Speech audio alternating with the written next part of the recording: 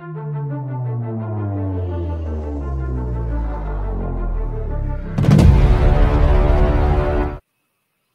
everyone, this is your host. My name is Waray, and in this video guys, we will talk about the Imbornal girl, o yung viral pa rin na yung ngayon na Imbornal girl o yung babaeng lumabas sa Imbornal. So before that, I'd like to share to you yung nakakalungkot na balita na viral ngayon sa social media, yung tungkol sa isang OFW na nagkitil o kumitil ng sarili niyang buhay.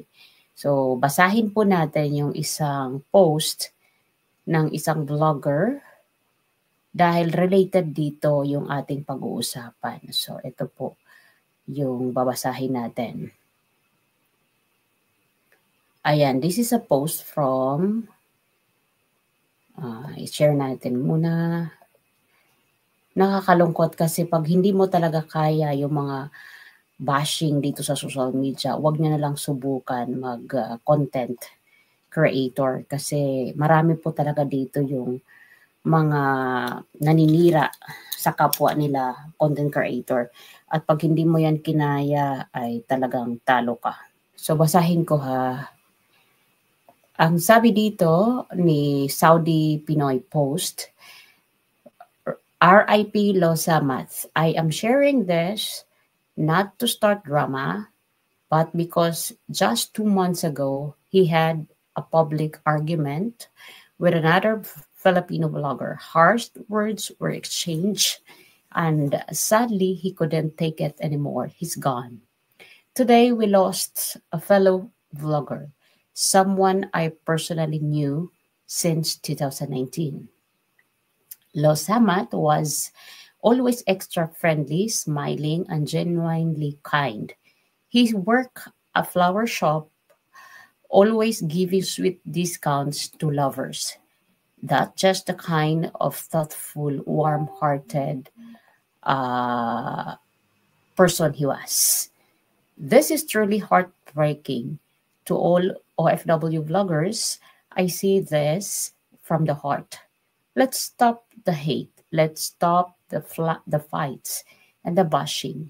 Some people are strong, but some are silently struggling. We never really know that battles someone is facing behind the camera. Always remember, using other just to get content or views will never be blessed by God. Let this be wake-up call. Life is a short. Words matters. Let's choose to support, not destroy. Let's be kinder. Let's be better. I believe this community, I've met so many of you, passionate, talented, full of heart. Let's bring back unity. Let's bring back respect. Rest in peace, Lozamat. You will be missed. So yun yung sinasabi ko na kapag hindi ka talaga matibay dito at hindi mo kinaya yung pamapatikos ng kapwa mo, social media content creator, pati na rin yung mga nanonood na hindi mga nag-vlog, bibigay ka talaga. Kasi yung bashing, bullying, attacking sa social media, non-stop. That's why ako napapansin nyo na when I do content like the last video that I have uploaded about General Torre and the Iglesia ni Cristo, I never say bad. I never criticize. I never curse people. Kasi, you know, we don't know each other. Hindi rin natin alam kung ano yung mga kultura na kinagisnan ng bawat kapwa natin Filipino. So may kanya-kanya tayong pinagmulan, may kanya-kanya tayong kinalakihan, at may kanya-kanya tayong relihiyon. So dapat respeto talaga ang mangibabaw at yung pag-intindi at pagmamahal sa bawat isa. And respect is free. Hindi po yan nabibili, walang anumang kantidad. Yun lang ang hinihiling ko. Kaya kung marami kayong mga sinusulat dyan sa comment section against me, it's okay. Kasi I can handle that. What about these people? What about these vloggers, other vlogger na nagkikitil o kumikitil ng sarili nilang buhay because they cannot take it anymore. Hindi nila kaya i-handle yung mga problema personal attack by kapwa Filipino on social media. So hindi po, kasi may kumakalat ngayon na ito daw di umano si istorya ni Juan, 'di ba, yung sikat na vlogger na ang kanyang pangalan ng vlog ay Istorya ni Juan. Ito daw di umano yung namahiya sa social media content creator na si Lozamat, yung flower shop arranger o crew.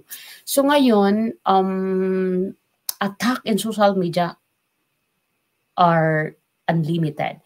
So kapag hindi mo kaya harapin lahat ng mga atake, bullying, at mga paninira sa'yo, please think about many times bago ka pumasok sa mundo ng social media. Kasi pag di mo nakayanan, yun talaga. So balik na tayo dito at bakit ito related sa pag-uusapan natin. Kasi itong si Imburnal girl, mukhang siya ngayon yung nagiging biktima dito sa pag-expose sa kanya sa media. Kasi kung natatandaan ninyo, and if you watch Manong Ted, merong ipinalabas si Manong Ted na isang episode sa News 5 na medyo inalmahan niya yung pagpa-press con ni Secretary Gatchalian tungkol dito kay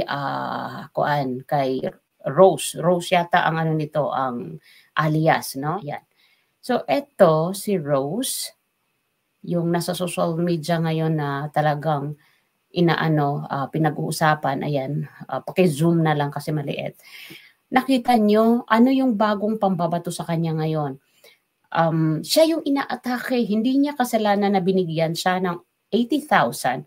Huwag niyo naman sana sa kanya ipamukha na siya ay mukhang pera, na kailangan lang tumira o magdrama-drama sa kanal para mabigyan, imukha namang Adictus Benedictus dito sa kanyang physical appearance na mukha nga daw gumagamit. So, assuming na gumagamit ito na itong babae na nasa Imburnal viral. Alam nyo, hindi niya kasalanan kung nabigyan siya ng 80,000 at kung gumagamit man siya ng ipinagbabawal na gamot at mapupunta lang yung perang 80,000 at iba pang mga parang binigyan din yata ng mga panghanap buhay yung kalibin nito. Hindi niya kasalanan yon kung mabigyan siya ng gobyerno natin. Ang sisihin dapat natin at ang kalampagin dapat natin itong nagbigay ng 80,000 na bakit gano'n na lang kabilis? Bakit hindi man lang sinuri ng ating Secretary of DSWD yung pagkatao nitong si Rose? Sabihin na natin, nasa laylayan siya ng lipunan. Isa siya sa mahirap dahil nakikita naman sa itsura at sa kanyang interview na nangangalakal lang siya.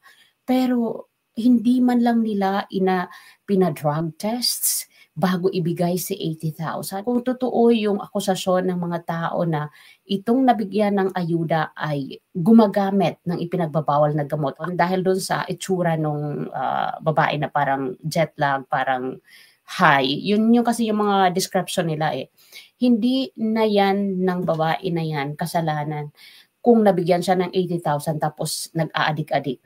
Kasi hindi nila ipinasuri muna kung nasa maayos ba ito o yung hanap buhay lang ba talaga yung kanilang intensyon araw-araw. At ang gobyerno natin, lalo na ang DSWD, concern nila ito, yung mga street dwellers, yung mga homeless, sinusuri nila ng maigi bago ibigay si 80,000. Again, itong lahat na nangyayari na bullying sa social media sa mga taong natutulungan, hindi po dapat ang sinisisi itong nakatanggap ng tulong dahil hindi sila lumuhod, hindi sila nagmakaawa. In fact, itong si Rose, ayaw pa nga niya sabihin na doon siya nakatira sa kanal kasi hindi naman talaga siya nakatira, kundi kinuha lang niya yung nahulog niyang cutter blade na ginagamit niya sa pagpuputol ng mga wire na kanyang kinakalakal. So, aminado din siya na hindi niya gusto na pinag-uusapan siya. Kaya nga, tinago yung kanyang face noong in-interview siya, di ba? Pero ito, lumabas na ang totoong kapag kakakilanlan ni Rose. So, ano to? Gobyerno natin. Secretary Gatchalian. yung OWA natin, ano to? Ano bang nangyayari? Bakit ganito na lang kabilis mag-distribute ng pera na hindi inaaral, sinusuri mabuti kung ano ba ang dapat na pagbibigay o ano ang tamang paraan ng pagbibigay tulong sa ating mga mamamayan. Na para bang ang gobyerno natin ay wala silang pakundangan sa pagbibigay tulong na hindi maayos yung distribution. Hindi ko po kine-question yung pagbibigay tulong ng ating DSWD department sa kay Rose. Ang kine-question ko dito yung paraan. Ito ba ay dumaan sa matinding pagsusuri na okay ba, stable mind ba itong babaeng nakatanggap ng 80,000? What about kung binigyan mo ng 80,000 pero nag-adictus benedictus lang naman? So yan ang mahirap. Kaya doon umalma ang mga netizen. Again, maraming salamat po. Hindi ko po ito hahabaan dahil marami pa akong gagawin. Naka-duty uniform na po ako. So meron na lang ako 3 minutes. At kita-kits tayo again sa susunod na video. Maraming salamat at yung aking live, hindi ko pa rin nahaharap dahil marami talaga akong ginagawa kapag summer. Pasensya na kayo yung mga abangers sa live. So thank you very much for supporting this channel and I hope love, respect, and unity, yan po yung dapat mangibabaw sa bawat isa. God bless. Bye for now.